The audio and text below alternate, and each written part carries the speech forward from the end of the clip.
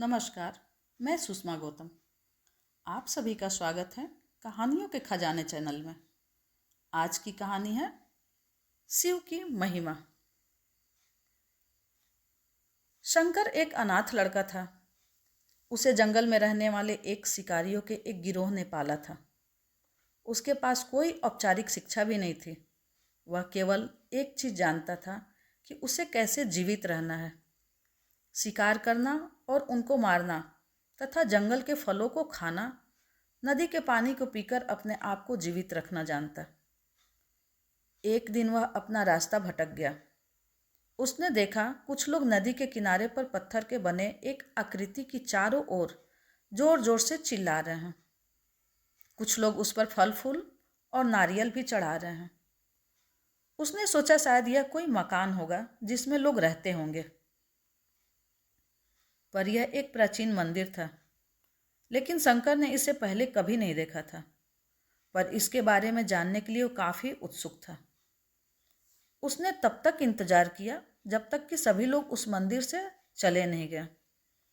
अंत में उसने एक युवा लड़का को पत्थर के इमारत से बाहर आते देखा और उससे बात करने का फैसला किया। और शंकर ने अपने मन में आए कई सवालों को पूछा। उसका पहला प्रश्न था, इस इमारत को क्या कहा जाता है?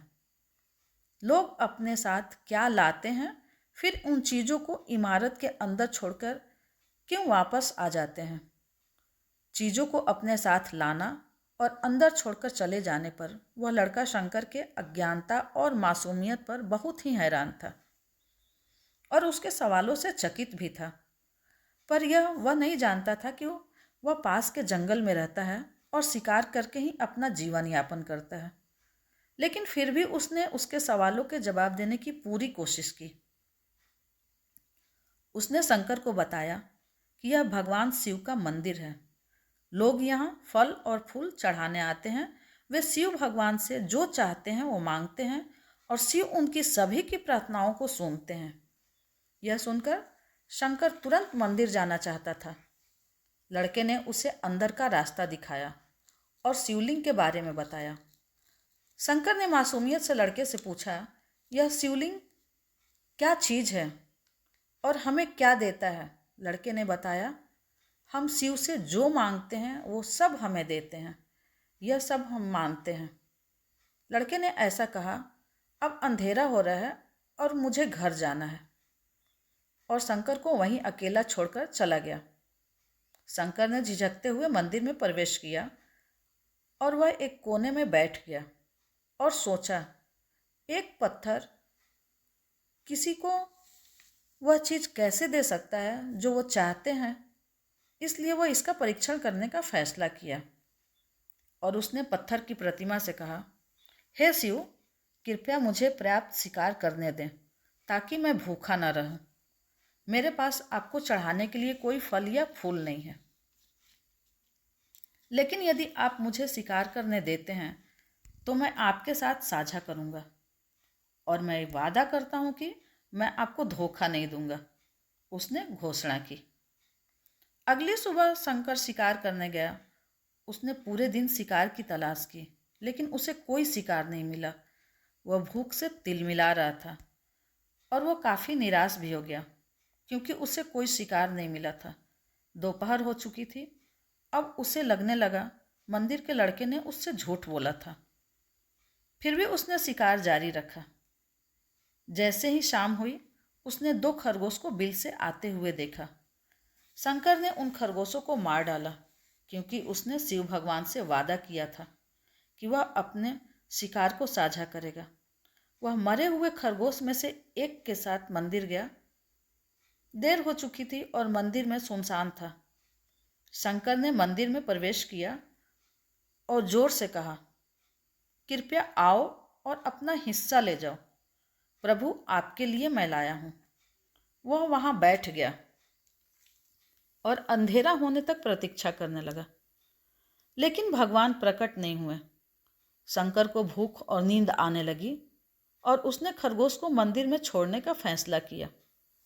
अगली सुबह जब मंदिर में लोग पहुँचे, वहाँ शिवलिंग के सामने मरा हुआ खरगोश मिला। भक्त बहुत परेशान थे। ये यहाँ कौन लाया है और हमारे मंदिर को अपवित्र करने की कोशिश कैसे की। उन्होंने खरगोश को बाहर फेंक दिया।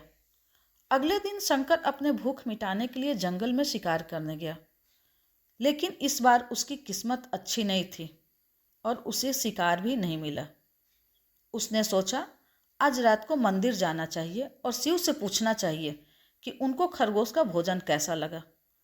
शंकर ये पूछने के लिए मंदिर गया। जब वह मंदिर पहुंचा तो उसे आश्चर्य का कोई ठिकाना न रहा। उस रात मंदिर में लोगों की काफ़ी भीड़ थी, क्योंकि शिवरात्रि की रात थी। लेकिन अबोध शिकारी लड़के को कुछ भी पता नहीं। शंकर ने चारों ओर देखा उस युवा लड़के को, जिसने उसको मंदिर के अंदर शिव से प्रार्थना करने के लिए कहा था। क्योंकि उसको इतने सारे लोगों के आसपास रहने की आदत नहीं थी, उसने वहीं रुकने का फैसला किया और पास के एक बेल के पेड़ पर चढ़ गया। यह एक लंबा इंतजार था और समय बिताने के लिए उसने पेड़ से पत्ता तोड़कर जमीन पर फेंकना शुरू कर दिया।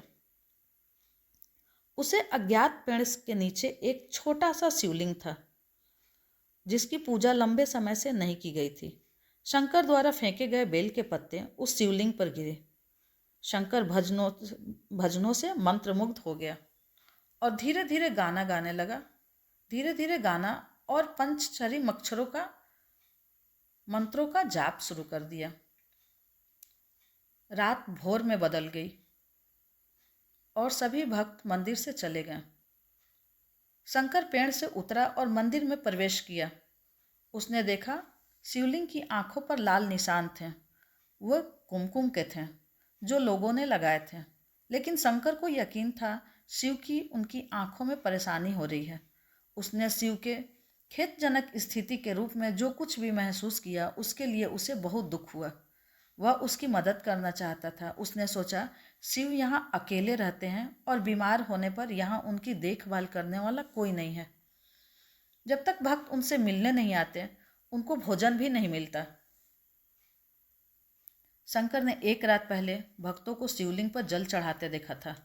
प्रभु को ठंड लग रही होगी, शायद वो कांप रहे हैं। उसने सोचा आखिरकार वे केवल पत्तियों से ही ढके हुए हैं। तो उसने शिव से पूछा, स्वामी मैं आपकी क्या मदद कर सकता हूँ? शायद कुछ खाना या दवा। मैं आपकी सेवा कैसे कर सकता हूँ? शिव ने उसे कोई उत्तर नहीं दिया। शंकर ने सोचा भगवान वास्तव में बहुत बीमार हैं, क्योंकि अब वो उत्तर देने में भी असमर्थ हैं। वह तुरंत जंगल में गया और कुछ औषधियाँ जड़ी बूटियों को लाया और लाल निशान पर उनका लेप लगाया, लेकिन कुछ नहीं हुआ। उसने कहा यह अंधे हो गए हैं, मुझे प्रभु अपनी एक आँख देनी पड़ेगी ताकि वह ठीक हो जाए। यह निश्चित रूप से उन्हें खुश कर देगा। उनका दिल पवित्र था और उसने वहाँ शिव को हाथ में रखे त्रिशूल को उठाया और त्रिशूल को अपनी दाहिनी आँख की ओर ले गया और अपनी आँख को निकालने का प्रयत्न किया। शंकर अनपढ़ था, उसे मंत्रों या पूजा के उचित तरीकों का कोई ज्ञान नहीं था, लेकिन उसकी भक्ति की कोई सीमा नहीं थी। जैसे ही वो अपनी आँख निकालने वाला था, शिव अपनी पत्नी पार्वती के साथ प्रकट हुए। उन्होंने पार्वती से कहा, ये भक्त शंकर ने अनजाने में शिवरात्रि पर उपवास किया, बेल के पत्तों से मेरी पूजा की और साबित किया कि उसका दिल बेदाग वे पवित्र है। मैं अपने इस भक्त पर काफ़ी प्रसन्न हूँ। शिव भगवान ने शंकर से कहा, तुमने अपनी मासूमियत के कारण जीत लिया है। प्रभु ने मुस्कुराते हुए कहा, लोग मुझसे हर समय झूठे वादे करते रहते हैं और कुछ न कुछ मुझसे मांगते रहते हैं, पर जैसे ही उन्हें मुझसे मांगी हुई चीज़ मिल जाती है तो वे मुझे भूल जाते हैं। दूसरी ओर तुमने मेरे साथ एक सच्चे इंसान की तरह व्यवहार किया और यह वास्तव में बहुत दुर्लभ है। अब से तुम इस संसार में सबसे बड़े भक्त माने जाओगे और तुम्हारा नाम मेरे नाम के साथ सदा जुड़ा रहेगा। तुम कई सदियों तक जीवित रहोगे। इस बात को कहकर भगवान शिव और माँ पार्वती अंतर ध्यान हो गए। तभी से लोग शिव के साथ शंकर भी लगाने लगे। संसार में जितने भी प्राणी हैं वह सब सुख की कामना करते हैं। उनका यह दिल से इच्छा रहती है कि हम सभी कभी दुख की प्राप्ति न हो, लेकिन ऐसा होना संभव नहीं है। सांसारिक पदार्थों में शांति ही दुख का कारण है। जो चाहते हैं यदि वह नहीं मिलता तो हमें पीड़ा होती है। सच तो यह है, इच्छा ही दुख का कारण है। इच्छाओं का त्याग करें। यदि इंसान कामना करना छोड़ दें और जो भी प्रभु द्वारा प्राप्त है उसी में संतुष्ट रहे तो संतोष के कारण जो भी तो संतोष के कारण दुख की निवृत्ति हो जाएगी। हमारे शास्त्र, हमारा धर्म हमें यही शिक्षा देता है कि जीवन के केवल सुख के पहलू को ही नहीं देखो, बल्कि दुख को भी देखो, उसमें सुख को ढूंढो। देखो, पहली उसमें भी सुख पहलू को स्वीकार करो, फिर देखना दुख सुख में बदल जाएगा। तुम्हारे चेहरे से, तुम्हारी बातों से, तुम्हारे हाव भाव दुनिया वालों को पता चल जाएगा कि तुम दुखी हो तो लोग तुम्हारे ऊपर हंसेंगे और तुम्हारा नुकसान करना चाहेंगे। तुम्हारी मदद कोई भी नहीं करेगा और तुम दुख को सुख मान कर रहोगे तो दुख खुद ही धीरे धीरे कम होता चला जाएगा। मुस्कुराते रहना ही एक साधना है। हमेशा मुस्कुराते रहो या हंसते रहो। कैसी भी अनचाही मुसीबत या दुख हो जाए तो भी सुख और दुख क्या है, यह सिर्फ एक मानसिक भूख है। हमारी सोच का एक रास्ता है। हमें खुद ही बदल सकते हैं। दुख को भी सुख मानो तो सभी दुख सुख में बदल जाएगा।